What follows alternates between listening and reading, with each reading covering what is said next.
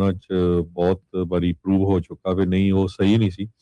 ਸੋ ਕਈ ਜਿਹੜੇ TV channels ਆ CNN, ABC ਉਹਨਾਂ ਨੇ CBS ਵਗੈਰਾ ਉਹਨਾਂ ਨੇ ਇਸ ਨੂੰ ਰਿਲੇ ਨਹੀਂ ਕੀਤਾ ਤੇ ਪ੍ਰੈਜ਼ੀਡੈਂਟ ਟਰੰਪ ਉਹਨਾਂ ਨੇ ਇਹ ਵੀ ਕਿਹਾ ਵੀ ਇਹਨਾਂ ਦੇ ਲਾਇਸੈਂਸ ਜਿਹੜੇ ਰਿਵੋਕ ਕਰ ਲੈਣੇ ਚਾਹੀਦੇ ਹੈਗੇ ਆ।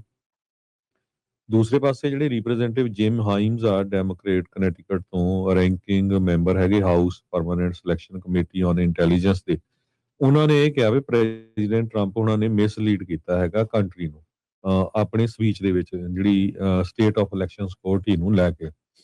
ਕਹਿੰਦੇ ਵੀ ਪ੍ਰੈਜ਼ੀਡੈਂਟ ਟਰੰਪ ਉਹਨਾਂ ਨੇ 180 ਡਿਗਰੀ ਜਿਹੜਾ ਟਰਨ ਲਿਆ ਤੇ ਝੂਠ ਬੋਲਿਆ ਹੈਗਾ ਆ ਇਲੈਕਸ਼ਨ ਨੂੰ ਲੈ ਕੇ। ਪਹਿਲਾਂ ਕਹਿੰਦੇ ਸੀ ਵੀ ਚਾਈਨਾ ਨਹੀਂ ਇਨਵੋਲਵ ਹੈਗੀ, ਹੁਣ ਕਹਿੰਦੇ ਆ ਵੀ ਚਾਈਨਾ ਇਨਵੋਲਵ ਆ। ਤੇ ਮੇਨ ਉਹਨਾਂ ਦਾ ਫੋਕਸ ਇਹੀ ਸੀ ਪ੍ਰੈਜ਼ੀਡੈਂਟ ਟਰੰਪ ਉਹਨਾਂ ਦਾ ਵੀ ਆਪਣੇ ਆਪਣੇ ਸੈਨੇਟਰ ਕਾਂਗਰਸਮੈਨ ਨੂੰ ਕਾਲ ਕਰੋ ਤਾਂ ਕਿ ਉਹ ਜਿਹੜੇ ਸੇਵ ਐਕਟ ਹੈਗਾ ਆ ਜਿਹਦੇ ਵਿੱਚ ਜਦੋਂ ਤੁਸੀਂ ਵੋਟ ਪਾਣੀ ਆ ਤੁਹਾਨੂੰ ID ਚਾਹੀਦੀ ਹੈਗੀ ਆ, ਉਸ ਨੂੰ ਜਿਹੜਾ ਪਾਸ ਕੀਤਾ ਜਾ ਸਕੇ। ਸੋ ਡੈਮੋਕ੍ਰੇਟ ਇਹਦੇ ਉਲਟ ਚੱਲ ਰਹੇ ਹੈਗੇ ਆ ਤੇ ਇਹਦਾ ਜਿਹੜੇ ਕਈ ਅਸਰ ਹੋਣ ਜਾ ਰਹੇ ਆ। ਹੋ ਸਕਦਾ ਚਾਈਨਾ ਵਾਲੇ ਵੀ ਅਪਸੈਟ ਹੋਣ ਜੇ ਉਹ ਇਨਵੋਲਵ ਨਹੀਂ ਸੀ ਤੇ ਆਲਰੇਡੀ ਚਾਈਨਾ ਦੇ ਨਾਲ ਜਿਹੜੇ ਰਿਲੇਸ਼ਨ ਆ ਅਮਰੀਕਾ ਦੇ ਕੋਈ ਵਾਲੇ ਗੁੱਡ ਨਹੀਂ ਹੈਗੇ ਇਸ ਟਾਈਮ ਦੇ ਉੱਤੇ। ਸੋ ਕਾਫੀ ਕੁਝ ਜਿਹੜਾ ਆ ਕੱਲ ਜਿਹੜਾ ਉਹਨਾਂ ਨੇ ਆਪਣਾ ਇੱਕ ਐਡਰੈਸ ਕੀਤਾ ਉਹਨੂੰ ਜਿਹੜਾ ਆ ਲੋਕ ਪੋਜ਼ਿਟਿਵ ਕੁਛ ਲੈ ਰਹੇ ਆ, ਬਹੁਤੇ ਜਿਹੜੇ ਆ ਉਹ ਪੋਜ਼ਿਟਿਵ ਨਹੀਂ ਲੈ ਰਹੇ। ਬਿਲਕੁਲ ਹਰਜੋਤ ਸਿੰਘ ਜੀ, ਸੇਮ ਉਹੀ ਪੁਰਾਣੀਆਂ ਜਿਹੜੀਆਂ ਗੱਲਾਂ ਕੀਤੀਆਂ ਇਹਨਾਂ ਦੇ ਪ੍ਰਸ਼ਾਸਨ ਨੂੰ ਆਇਆ ਨੂੰ ਵੀ ਹੁਣ ਬਹੁਤ ਚਿਰ ਹੋ ਗਿਆ। ਜਿਹੜਾ ਇਹਨਾਂ ਨੇ ਇਨਫੈਕਟ ਡੀਕਲਾਸੀਫਾਈ ਕੀਤੇ ਕੁਝ ਡਾਕੂਮੈਂਟਸ, ਉਹਦੇ ਵਿੱਚ ਤਾਂ ਇਹ ਵੀ ਲਿਖਿਆ ਵੀ 2016 'ਚ ਪੁਤਿਨ ਹੋਣਾ ਨੇ ਇਹਨੂੰ ਜਿਤਾਉਣ ਦੀ ਜਿਹੜੀ ਉਹ ਕੋਸ਼ਿਸ਼ ਕੀਤੀ। ਸੋ ਕੀ ਉਹ ਇਲੈਕਸ਼ਨ ਇੰਟਰਫੀਅਰੈਂਸ ਨਹੀਂ ਸੀਗੀ? ਫਿਰ ਉਸ ਨੂੰ ਉਹ ਸਾਈਡ ਤੇ ਕਰ ਰਹੇ ਆ, ਦੂਜੀ ਨੂੰ ਇਹ ਕਹਿ ਰਹੇ ਹੈਗੇ ਆ। ਤੇ ਸੋ ਫਾਰ ਅਮਰੀਕਾ ਦੇ ਕਿਸੇ ਵੀ ਅਦਾਲਤ ਦੇ ਵਿੱਚ ਇਹਨਾਂ ਦਾ ਜਿਹੜਾ ਕੇਸ ਆ ਉਹ ਹੋਇਆ ਨਹੀਂ, ਕਿਉਂਕਿ ਐਵੀਡੈਂਸ ਹੈ ਨਹੀਂ ਆ। ਸਿਰਫ ਤੇ ਸਿਰਫ ਮਿਡ ਟਰਮ ਵੋਟਾਂ ਦੇ ਵਿੱਚ ਲੋਕਾਂ ਦਾ ਡਿਸਟਰਸਟ ਬਣਾਉਣ ਦੇ ਲਈ ਇੱਕ ਪ੍ਰੈਜ਼ੀਡੈਂਟ ਦੇ ਦੁਆਰਾ ਇਦਾਂ ਦੀ ਜਿਹੜੀ ਗੱਲ ਕਰਨੀ ਕਾਫੀ ਬੇਤੁਕੀ ਜੀ ਜਿਹੜੀ ਉਹ ਲੱਗੀ ਆ। ਹੁਣ ਹਰ ਇੱਕ ਪਾਸਿਓਂ ਜਦੋਂ ਪ੍ਰੈਸ਼ਰ ਦਬਾਅ ਉਹਨਾਂ ਦੇ ਉੱਤੇ ਪੈ ਰਿਹਾ ਆ, ਉਹਨਾਂ ਦੀ ਜਿਹੜੀ ਕਰਪਸ਼ਨ ਆ ਉਹ ਸਾਹਮਣੇ ਐਕਸਪੋਜ਼ ਜਿਹੜੀ ਉਹ ਹੋ ਰਹੀ ਆ। ਕਿਸ ਤਰੀਕੇ ਦੇ ਨਾਲ ਇਜ਼ਰਾਈਲ ਦੇ ਇਨਫਲੂਐਂਸ ਦੇ ਅੰਡਰ ਉਹਨਾਂ ਨੇ ਵਾਰ ਸ਼ੁਰੂ ਕਰ ਦਿੱਤੀ ਆ। ਉਹ ਸਾਰੀਆਂ ਚੀਜ਼ਾਂ ਤੋਂ ਬਚਣ ਦੇ ਲਈ, ਭੱਜਣ ਦੇ ਲਈ ਇਹ ਸਾਰੀਆਂ ਚੀਜ਼ਾਂ ਜਿਹੜੀਆਂ ਆ ਰਾਸ਼ਟਰਪਤੀ ਟਰੰਪ ਨੇ ਕੀਤੀਆਂ। 25 ਮਿੰਟ ਦਾ ਇਹਨਾਂ ਦਾ ਜਿਹੜਾ ਉਹ ਭਾਸ਼ਣ ਸੀਗਾ, ਜਿਹਦੇ ਵਿੱਚ ਬਹੁਤੇ ਜਿਹੜੇ ਇਹਨਾਂ ਦੇ ਕ੍ਰਿਟਿਕ ਆ ਉਹ ਕਹਿੰਦੇ ਵੀ ਇਹ ਬੇਸਲੈਸ ਕਲੇਮ ਸੀਗੇ, ਡੀਕਲਾਸੀਫਾਈ ਕਰਨਗੇ ਜਿਹੜੇ ਇੰਟੈਲੀਜੈਂਸ ਉਸ ਨੂੰ ਜਿਹੜਾ ਉਹ ਲੈ ਕੇ। 2021 ਦੇ ਵਿੱਚ ਅਮਰੀਕਾ ਦੀ ਜਿਹੜੀ ਨੈਸ਼ਨਲ ਇੰਟੈਲੀਜੈਂਸ ਕੌਂਸਲ ਆ, ਉਹਨਾਂ ਨੇ ਕਿਹਾ ਵੀ ਬੀਜਿੰਗ ਨੇ ਅਟੈਂਪਟ ਨਹੀਂ ਕੀਤਾ ਇਨਫਲੂਐਂਸ ਕਰਨ ਦੇ ਲਈ ਆਊਟਕਮ ਨੂੰ।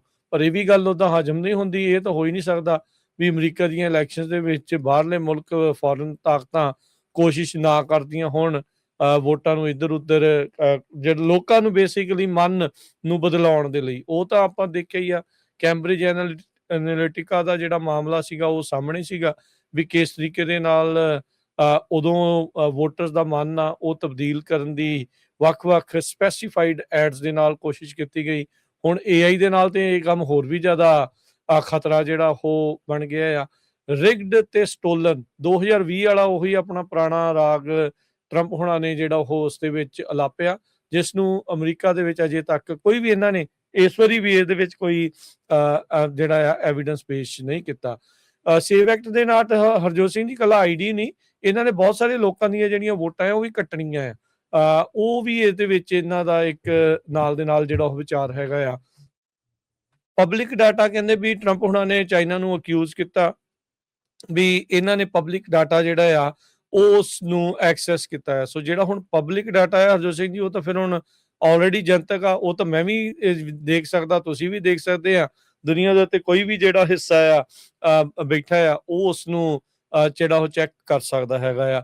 ਸੋ ਓਵਰਆਲ ਸਿਟਿੰਗ ਪ੍ਰੈਜ਼ੀਡੈਂਟ ਨੇ ਅਮਰੀਕਾ ਦੀਆਂ ਆ ਰਹੀਆਂ ਇਲੈਕਸ਼ਨਸ ਤੋਂ ਪਹਿਲਾਂ ਲੋਕਾਂ ਦੇ ਵਿੱਚ ਇਲੈਕਸ਼ਨਸ ਦੇ ਨਤੀਜਿਆਂ ਨੂੰ ਲੈ ਕੇ ਭਰੋਸਾ ਜਿਹੜਾ ਉਹ ਘਟਾਉਣ ਵਾਲੀ ਜਿਹੜਾ ਬਿਆਨਬਾਜ਼ੀ ਆ, ਕੱਲ ਭਾਸ਼ਣ ਜਿਹੜਾ ਉਹ ਦਿੱਤਾ ਆ, ਇਹ ਹੁਣ ਦੇਖਦੇ ਆ ਵੀ ਇਸ ਦਾ ਅਸਰ ਕਿਸ ਤਰੀਕੇ ਦੇ ਨਾਲ ਆ। ਸੋ ਉਹਨਾਂ ਨੇ ਗਰਾਊਂਡ ਲੇ ਵਰਕ ਸ਼ੁਰੂ ਕਰ ਦਿੱਤਾ ਆ ਵੀ ਮਿਡ ਟਰਮ ਇਲੈਕਸ਼ਨਸ ਦੇ ਨਤੀਜਿਆਂ ਨੂੰ ਕਿੱਦਾਂ ਉਹ ਝੁਠਲਾ ਜਿਹੜਾ ਉਹ ਸਕਦੇ ਹੈਗੇ ਆ। ਸੋ ਲੈਟਸ ਸੀ ਕੀ ਬਣਦਾ ਆ। ਸੋ ਜਿਹੜੇ ਜਿੱਦਾਂ ਕੱਲ ਤੁਸੀਂ ਦੱਸ ਹੀ ਰਹੇ ਸੀਗੇ ਵੀ ਬਹੁਤ ਸਾਰੇ ਜਿਹੜੇ ਰਿਪਬਲਿਕਨਸ ਆ ਉਹ ਖਾਸੇ ਜਿਹੜੇ ਆ ਉਹ ਟੈਨਸ਼ਨ 'ਚ ਸੀਗੇ ਵੀ ਪਤਾ ਨਹੀਂ ਇਸ ਤਰੀਕੇ ਦੇ ਨਾਲ ਅੱਗੇ ਜਿਹੜਾ ਉਹ ਕੀ ਜਿਹੜਾ ਉਹ ਬਣਨ ਜਾ ਰਿਹਾ ਹੈਗਾ ਆ ਤੇ ਦੇਖਦੇ ਹਾਂ ਹੁਣ ਹਰਜੋਤ ਸਿੰਘ ਜੀ ਵੀ ਇਹਨਾਂ ਸਾਰੀਆਂ ਚੀਜ਼ਾਂ ਦਾ ਅਸਰ ਜਿਹੜਾ ਉਹ ਕੀ ਜਿਹੜਾ ਉਹ ਬਣਦਾ ਆ। ਸੋ ਜਿਹੜਾ ਡੀਕਲਾਸੀਫਾਈਡ ਡਾਕੂਮੈਂਟ ਟਰੰਪ ਉਹਨਾਂ ਨੇ ਰਿਲੀਜ਼ ਕੀਤਾ ਉਹਦੇ ਵਿੱਚ ਜਿਹੜਾ ਪ੍ਰੂਵ ਕਰਨ ਦੇ ਲਈ ਵੀ 2020 ਦੀਆਂ ਇਲੈਕਸ਼ਨ ਰਿਗ ਸੀਗੀਆਂ, ਉਹਦੇ ਵਿੱਚ ਇਹ ਚੀਜ਼ ਜਿਹੜੀ ਉਹ ਜ਼ਰੂਰ ਸ਼ੋ ਹੁੰਦੀ ਆ